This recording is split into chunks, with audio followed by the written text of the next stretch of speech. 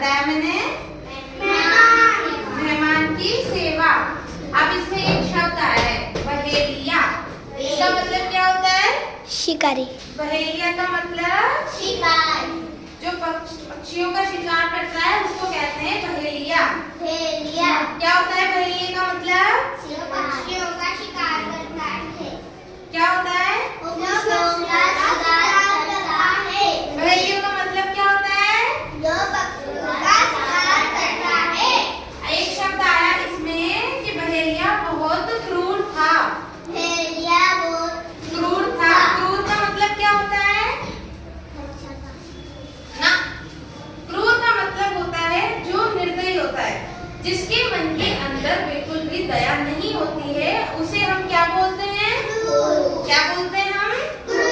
अब दया का मतलब तुम लोग समझते हो?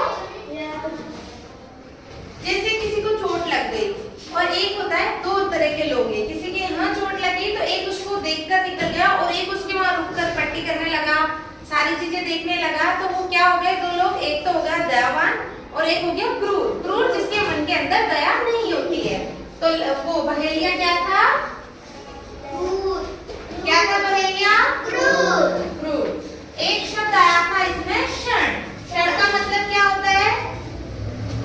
उसमें लाइन आई थी कि बहेलिया कुछ क्षण बाद। क्षण मतलब होता है समय। समय कुछ समय बाद। क्षण मतलब क्या होता है? ओके।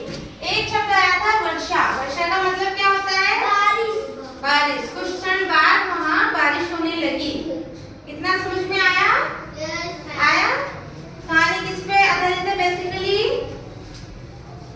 एक बहेलिया है, वो जंगल में जाता है, पशु पक्षियों का शिकार करता है, तो वो अपने घर से निकलता है और वो बहेलिया क्रूर था। इतना समझ में आया सबको?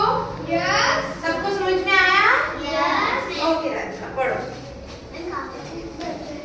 नीचे नीचे आकर आकर बैठे बैठ गया गया कुछ कुछ देर देर बाद बाद वर्षा वर्षा हम गई गई बाद बाद